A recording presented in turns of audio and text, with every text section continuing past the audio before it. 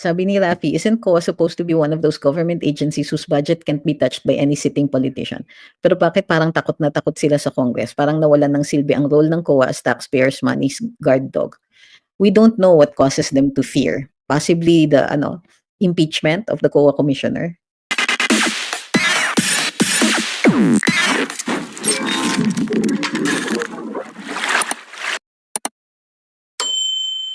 Sabi ni Ma'am Bicolanang makulit, nakakagalit lang po kasi knowing na convicted child abuser pa ang nagpa-contempt ng isang magaling na abogada.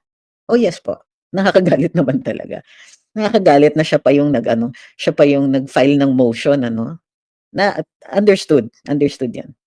Chinito's Journey says, can VP visit Attorney Lopez? I don't see why not. Or if she wishes to be detained also, can she? I suppose, pero kailangan humarap siya sa Quadcom in order to get that. What can the VP or OVP do to help Attorney Lopez? Make sure that nakakakain siya doon. She has what she needs. Sa ngayon, yun lang po. O pwede rin naman kasi mag-file ng kaso questioning the contempt order. Pero baka maging moot yun when she's released on Monday. Ngayon, para to prevent yung mootness, they can ask the court to decide on the case for future so that it will not be repeated in the future. They can argue that this is capable of repetition yet evading review. Why is no one challenging contempt powers? It has been challenged before and continues to be challenged repeatedly. The most recent case being the Ong case, Lincoln Ong versus the Senate of the Philippines. And he won kasi sinight siya in contempt at pinakulong without due process. So yun pa so far ang nagiging ang limitations ng Kongreso. For them to be able to cite in contempt, they must give due process. Now due process includes not just yung sige bibigyan mo ng pagkakataon mag-explain. Pero kung nag-explain naman yung tao, reasonable yung explanation, pero pinakontempt pa rin siya, violation pa rin po yun ng due process. Noctis is asking, what can we do to stop the abuse of Congress? Legally kasi, the Constitution allows them the power to conduct inquiries, gives them the power, or the power is granted to them already and is stated in the Constitution that they can do inquiries in aid of legislation. At walang pwedeng power na magsabi kung sino o ano ang i-inquire nila. Furthermore, while it is true, yun nga, kailangan may legislation. Kailangan at least may good faith na sila po ay nagko-conduct ng inquiry in aid of legislation. So, that's why it was important for the congressmen to show na mayroon silang mga bills that are filed and that is why they're conducting this investigation. Pero yung mga pambabalahura nila and all that, even if these could constitute crimes, they are covered by parliamentary immunity. So, what to do? While we can test it before the Supreme Court what the limits are when it comes to their behavior and some of the antics that they're pulling, including the subornation of perjury, you will have to look to a political solution. And what are political solutions?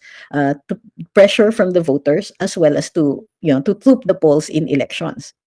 Ibig sabihin, boboto kayo ng iba sa election or ipipressure ninyo. Now, how do you create that pressure? One is unpopular opinion, which we do on social media. Siguro, kailangan lang dagdagan pa.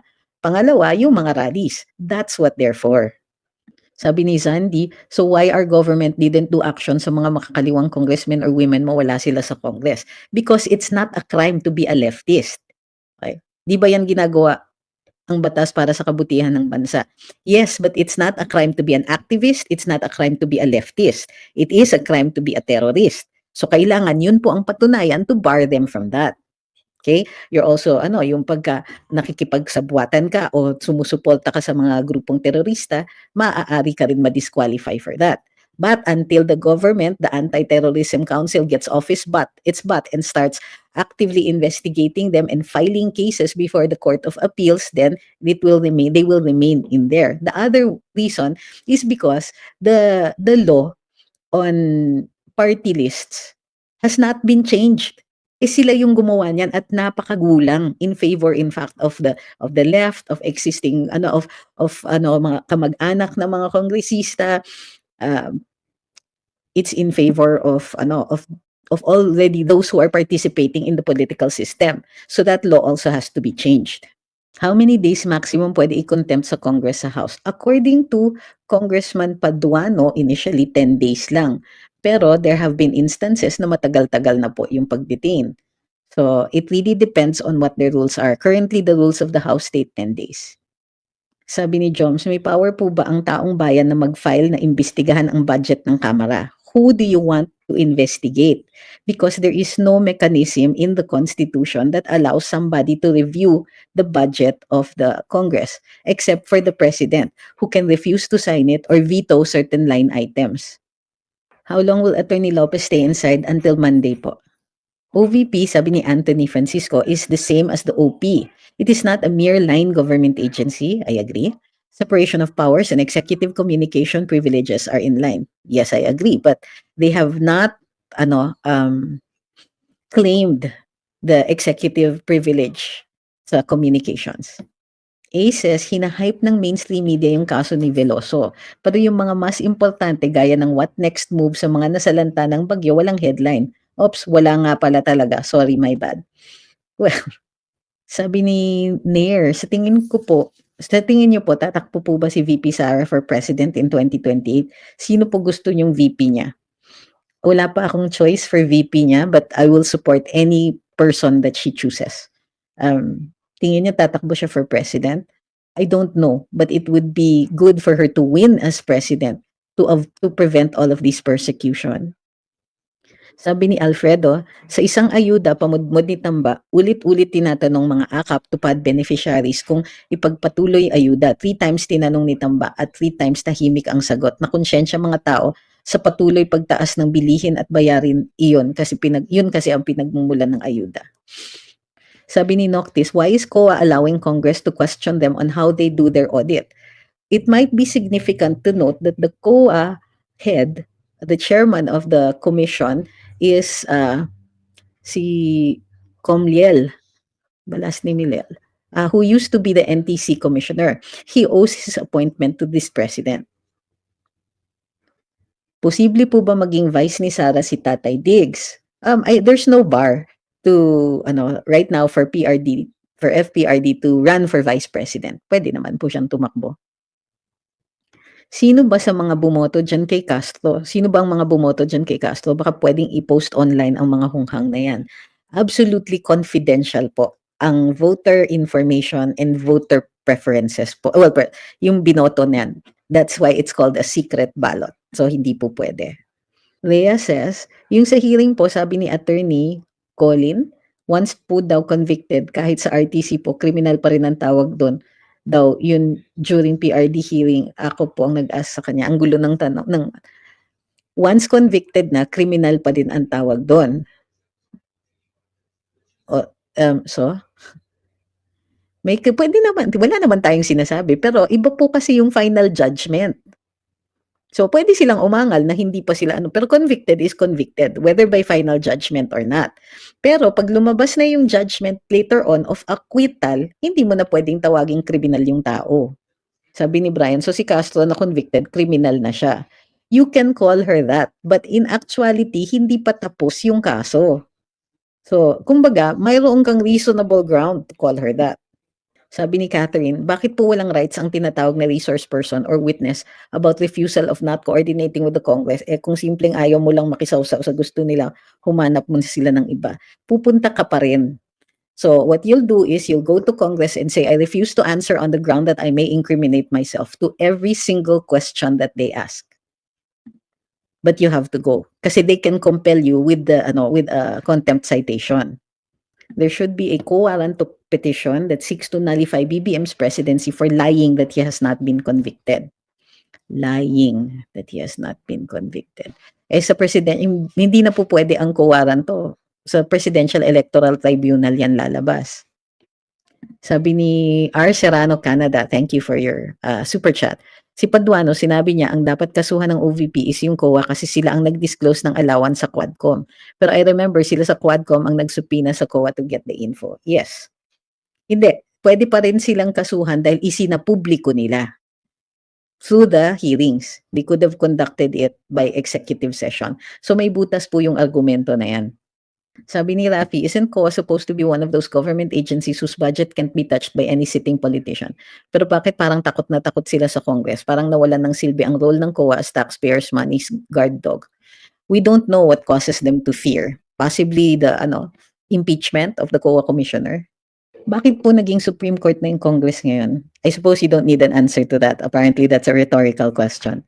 Sabi ni Caffeine Shots, parang yan di lumalabas na explanation. You can purchase services and items even before na nag-download and fund. That explains 11 days na paglabas ng pera. Yes, you incur the debt before that, then you pay it when the money is released.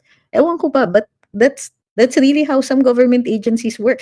Alam nyo ba, na almost always yan, taon-taon when I was with government, in the first quarter, delayed ang mga sweldo, well not sweldo, yung mga consultancy fees and so on, nadidelay yan. Minsan delayed yung pag-release ng budget ng ilang mga proyekto kasi nag-accounting or something during the first quarter of the year. In many instances noon, first month, buong January, walang sweldo na lumalabas for certain agencies. Pag nag-release, sa kanila ibabayaran yung mga pending. So yeah, it's quite normal in government. Ilang days po pwede makalabas after makontempt? Depends sa rules. Are you talking about the Senate or the House? 10 days lang sa Congress, pero according to Congressman Ako, pagka malala lang. So they only gave 5 days to Attorney Lopez. In your opinion, these attacks, is it state-sponsored? State-sponsored? Political attacks yan. So definitely magiging state-sponsored yan. Sabi ni Lai Maceda, gaba na yan kay Tambi, di na makatulog, excited maging president. Gloria de la Torre says, good evening. Na-notice ko lang gigil na ang majority na makulong na si Castro at gigil na sa mga congressmen and women. Isa na po ako doon, watching from Doha, Qatar. Kaya nga po, importante yung boses ninyo. Please keep posting and talking about how badly this government is not only failing but attacking its citizens as well. Okay, so napansin ko na yung kanina pinatulan natin yung katanungan ng isang troll. Ngayon, ang tanong ng troll noon, sino si Mary Grace Piatos? Now, another troll comes in with the same line. Si Manny Hernando Puli says, sino po si Mary Grace Piatos? Considering that we already answered this earlier on, Manny Hernando Puli, you're going to be blocked from this particular platform, but you can still check out our account in YouTube to see the explanation. Sabi ni Grocery, magkamukha na eye bags ni Lisa at Tambi. Uy, hindi naman kasi kay Tambi itim talaga. Sabi ni Vincent, as a Dabawenyo, I want Inday to stay in Davao as our mayor again. But the country needed, past tense yan eh. Pwede bang needs? Her badly, there's a lot of fixing to do. Sana ma-dissolve niya ang House of Congress. The rantologist says, sinira na ng HOR ang sistema ng gobyerno. Sila na ang COA, DOJ, Senate. Nasa kanila na din ang acting president at ang next VP na anak ni Bonbon. Who's Bonbon? Sabi ni Ma'am Luistro, common fund nga, pwede gamitin based sa work and financial fund. O, tama ko. Kasi single account na, di ba?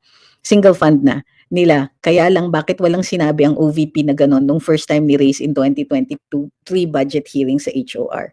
Hindi ko alam. Siguro bago pa lang yung mga tao ni VP Inday kasi sila po yung sumasagot. Pero, di ba, pwede yan. Pwede kang mag-release. Baka hindi nga talaga ginawa nila yon. So, they just incurred the debt. Tapos, tapos they paid it in December. Kita niyo itong si Sas. Mark De Jesus says, bakit po nag-invite ang HOR ng resource person kung meron na palang conclusion ang mga kongresista sa mga questions nila? I suppose this is a rhetorical question. They don't give respect and accorded to resource persons and instead treat them like accused. Kaya napakadali nilang magpakulong through citing in contempt basta di nila nagustuhan yung sagot sa katanungan nila. Ongax Cadile says, binaboy na nilang constitution natin. I agree. Para Rizdos says, hindi po ba ang Japan dissolve nila yung Congress nila? Parliamentary po sila. Actually, normally, dissolving the parliament usually means that you're dissolving yung government kasi pag dinisolve mo, pag sinabi mong dinisolve in a parliamentary system like Japan or even the ones in Europe, it means papalitan mo yung minister heads. Okay? That's the government. Not the state, you're dissolving the government as created. Pero si Japan, they went a step further. They dissolved the legislature, meaning they could they were going for another election. At ang basis yata is some kind of wrongdoing. Ngayon, that's allowed in their form of government. Kasi pwede silang pwedeng i-set yung elections by the head of government, which is the prime minister. Sa atin, Congress lang po ang pwedeng mag-legislate ng eleksyon, hindi pwede ang presidente. May Attorney Lopez, can Attorney Lopez make an appeal sa Supreme Court about sa abuse of power? She can file a petition for certiorari with the Supreme Court and allege grave abuse of discretion on the part of Congress kasi hindi contemptuous behavior yung pag-request niya dun sa COA. Rebecca says, nanalo po yung resource person sa kaso against the Senate. Oh, si Lincoln Ong. Ano pong binigay na punishment sa Senate? Wala, sinabihan lang sila na hindi nila pwedeng gawin yon. Which means, kumbaga, the Supreme Court said, mali ka, Dick Gordon. Wala pong penalty yan because that's a civil case. Rosel's dad says, Attorney Lopez tried so hard to deliver her responses in layman's terms knowing na non-lawyers naman ang kaharap niya. Pero ang non-lawyers act as if legal experts sila. They even interpret laws. Supreme Court pa nga. Sabi ni Tommy, nagki-case build up na ang DOJ against PRD. Ang basis ay ang sinabi ni PRD sa hearing. Halatang halata na political persecution. Oo. But if they submit that to court, then that precisely takes away the jurisdiction of the ICC. Kasi ang ICC, papasok lang if the state does not correct itself and it exercises its sovereignty to take charge over its own cases, over its own wrongdoers. Medyo ano yan hindi yata nila nakita yan. That's a catch-22 for them. Sabi ni Caliber JL, bakit po pinapayagan ng COMELEC na lumaban o kumandidato ang nakakulong o may kaso at wala namang alam sa batas? Yung walang alam sa batas kasi hindi naman required yan sa saligang batas. Doon din sa kung nakakulong ka pero wala ka pang hindi ka pa convicted by final judgment, meaning kailangan na finality na yung decision, then hindi ka pwedeng i-disqualify for that. Sabi ni Dina, pakapala na lang talaga ng mukha ngayon at patibayan ng sikmura na nakasuka ang Tuadcom. Okay, since we also said that we're going to discuss previously asked questions, eto po ang ibang mga sagot sa mga katanungan from previous lives. May nagtanong noon tungkol doon sa suspension ay sa disqualification ni Governor Noel Rosal. Inuphold ng Korte Suprema yung disqualification ni Noel Rosal as Governor of Albay. Nung, anong date ito? October 22. Pero naka-motion for reconsideration po siya. Inuphold nila yung decision ng court na, na hindi siya patakbuhin. Si John, meanwhile, dun sa naman, sa Cebu, yung petitions challenging the COMELEC resolution disqualifying Mandawi City Mayor Jonas Cortez, dun sa second case, merong case naman din si Governor Noel Rosal about his the second disqualification. Dito naman may TRO siya. So there are two cases involving Governor Noel Rosal.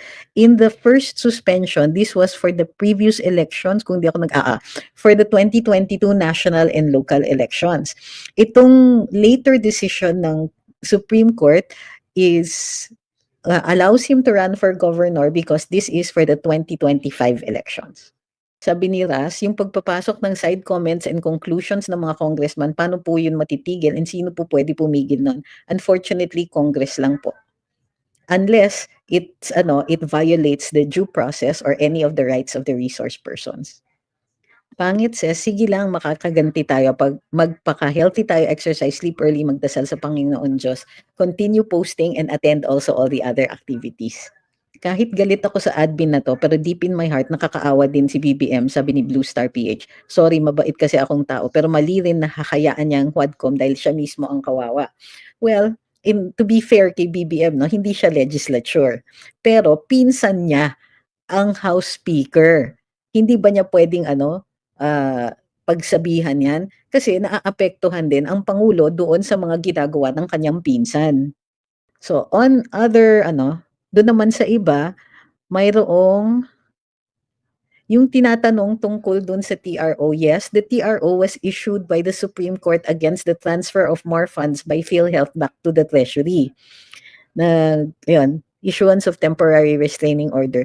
Tapos sumali pa, nagpa-include as petitioners ang bayan muna. Hindi ako nagkakamali. Si Attorney Nery Colmenares. Sabi ni Carl, I understand why we need the Congress sa country natin, pero ang hirap nilang mahalin. More often than not, they represent only their egos and personal interests, not the people from their districts. Totoo, kailangan ng moral renewal eh. Or kailangan lang talaga natin, may pagkakataon ng ordinaryong mamamayan maglagay ng tamang tao dyan. Kasi sa totoo lang, the Constitution trusts that the people know who to put in power through the vote. Pero paano nila ginagawa? Paano ginagawa ng mga kongresista natin na sila parating nananalo? First, they don't fund education.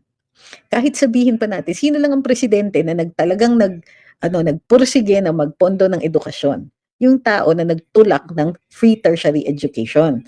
At saka yung marami ring pagpopondo doon sa mga vocational na schools at saka yung pagpopondo ng pag-aayos ng 4Ps para nagiging kondisyon yung pagpapasok ng mga bata sa school para mayroon silang entitlement every month. In-order din yung clean up ng lists ng ng 4Ps nung panahon ni Duterte. So you can see that he really tried to break us out of poverty kasi yung poverty po ang pinakamalaking motivation para dun sa vote buying. Nahihirap ang mga tao, ignorante kasi ayaw nilang punuin yung mga pangangailangan ng DepEd at saka ng ng CHED at saka ang nilagay sa CHED. Marami tayong naririnig na balita tungkol dun sa head ng Commission on Higher Education, puro politika din. So, bakit parating sila yung nananalo? Aside from keeping people ignorant, they keep them poor. So, pagka nagsastruggle tayo just to make ends meet, marami sa ating mga kababayan ang hindi nakakapag-isip ng greater good nila. Pag inoferan ka ng ayuda, sige tanggapin na lang natin yan. Kasi wala namang ibang pagkakakitaan at minsan they feel a sense of obligation to vote for these people. Ayuda is also going to keep people poor. So, and if people are poor, they will make bad choices like electing these monkeys.